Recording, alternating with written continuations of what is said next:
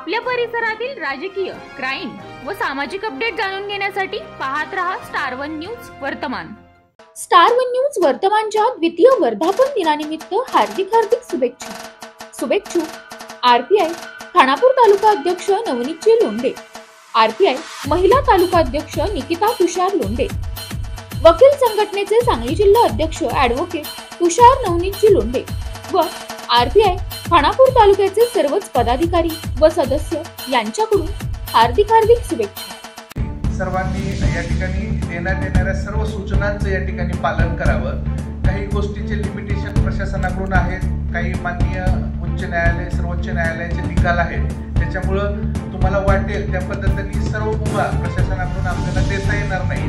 त्यामुळं सर त्यांच्या जे काही सूचना असतील, पोलीस प्रशासनाच्या सूचना असतील तर त्या सूचना पाळाव्यात अशी मी विनंती करतो। त्याचबरोबर आता शिवसाहेबांनी सांगितलं, त्याचबरोबर कडेगावचे शिव असतील किंवा स्थानिक प्रशासन असेल तर हा आपला गणेशोत्सव हा व्यवस्थित पार पाडण्यासाठीच्या स्थानिक प्रशासनाकडून तुम्हाला काही अडचणी असतील, समजा इथंही नाही सांगितल्या, तुम्ही यानंतरही कधी प्रांत ऑफिसला, तहसीलला, पोलीस प्रशासनाला किंवा शिवसाहेबांना जरी सांगितल्या तर त्या आम्ही स्थानिक लेवलला या ठिकाणी पूर्ण करून घेऊ। आणि आपल्या इथं समजा बेटा असेल, माझ्याकडे कडेगाव आहे, पलूस आहे, आपण सर्व मिळून सरांनाही आश्वस्त करू की येणारा गणेशोत्सव असेल किंवा ईदचा उत्सव असेल हा आपण अतिशय व्यवस्थितरित्या कुठलाही कायदा सुव्यवस्थेचा प्रश्न निर्माण न होता अतिशय शांततेत पार पाडू। त्याचबरोबर सर या गणेशोत्सवाच्या अनुषंगाने सर जे प्रतिबंधात्मक केसेस आहेत त्या बाबतीतचे जे काही राहिलेले बॉन्ड्स असतील तर ते घेण्याची कारवाई आम्ही तहसीलदारांकडून करू। काही 56 केसेस आहेत, जास्तीत जास्त केसेस 56च्या ठिकाणी काढण्याचा प्रयत्न करतो। आणि सर्वांना आपण सर्वजण सरांना या ठिकाणी आलेले आहेत तर आश्वस्त करूया कुठल्याही परिस्थितीमध्ये कुठल्याही कायदा आणि सुव्यवस्थेचा प्रश्न निर्माण न होता अतिशय शांततेत आपला हा उत्सव या ठिकाणी पार पाडू।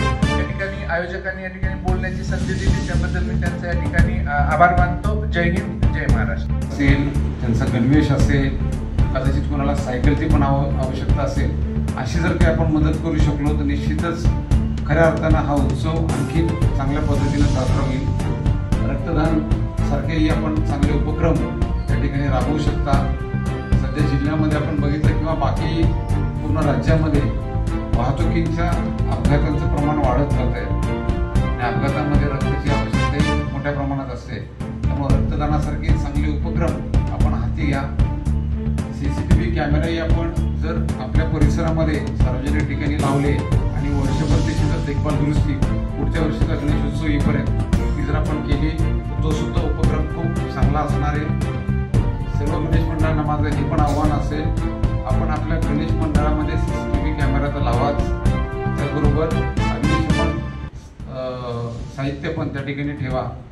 आणि जी मंडपाची उंची आहे ती उंची साधारणतः अशी असावी की कोणताही अनुचित प्रकार, जसं एखाद्या जनावरांना समजा जवळ येऊन प्रसाद असेल, हार असेल, हे घेताना जर काही अनुचित प्रकार घडला तर तो होऊ नये म्हणून मंडपाची उंचीही चांगली असावी। आणि या कामी सर्व मंडळांनी आपल्या मंडळाच्या सदस्यांना 24 तास त्या मंडपामध्ये हजर ठेवावं। त्या ठिकाणी व्हिजिट रजिस्टर पण आपण ठेवा। जेव्हा प्रशासनातील अधिकारी, पोलीस विभागाचे अधिकारी आपल्या मंडळांना भेटी देतील त्यावेळेला व्हिजिट रजिस्टरमध्ये आम्ही पण नोंदी घेऊ। आपल्याही त्या ठिकाणी कोण सदस्य आहे त्याच्या नोंदी राहतील। जो आमचा पोलीस अधिकारी आपल्या मंडळांना दत्तक घेणार आहे त्याच्याकडेही त्या नोंदी असणार आहेत की आपला सदस्य कोण कोणत्या वेळेला कोणत्या शिफ्टमध्ये मंडपामध्ये हजर आहे। या छोट्या छोट्या गोष्टी आहेत, पण आपण सगळ्यांनी जर याची काळजी घेतली तर मला वाटतं कुठेही अनुचित प्रकार घडणार नाही आणि हा सण अतिशय चांगल्या पद्धतीने साजरा होईल। एक वेळेचं बंधन एक आहे, जिल्हाधिकारी साहेब त्यांच्या आदेशामध्ये दरवर्षी काही दिवशी आपल्याला ठराविक दिवशी ती वेळेची सूट देण्यात येते रात्री 12 वाजेपर्यंत। तर हे वेळेचं बंधन आपण कोणत्या दिवशी 10 वाजता आणि कोणत्या दिवशी 12 वाजेपर्यंत आपल्याला सूट आहे हे बघा आणि त्याप्रमाणे बंधन पाळा। अन्यथा परत जे ध्वनी प्रदूषणाचे खटले आहेत ते किंवा मान्य सर्वोच्च न्यायालयाचे जे निर्देश आहेत रात्री 10 ते सकाळी 6 यामध्ये वाद्य वाजणार नाही याचं उल्लंघन झालं तर आपल्यावर कारवाई होण्याची शक्यता आहे।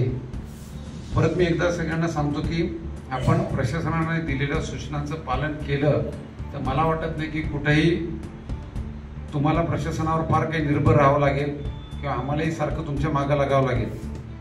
एकंदरीत हा सण प्रत्येकानं जबाबदारीतून साजरा करावा, प्रशासनाला योग्य ते सहकार्य करावं आणि आपण एक आदर्श पुढच्या वर्षीसाठी पण तयार करावा। अशा बातम्या पाहण्यासाठी आमच्या चॅनेलला लाईक, शेअर, सबस्क्राईब करा।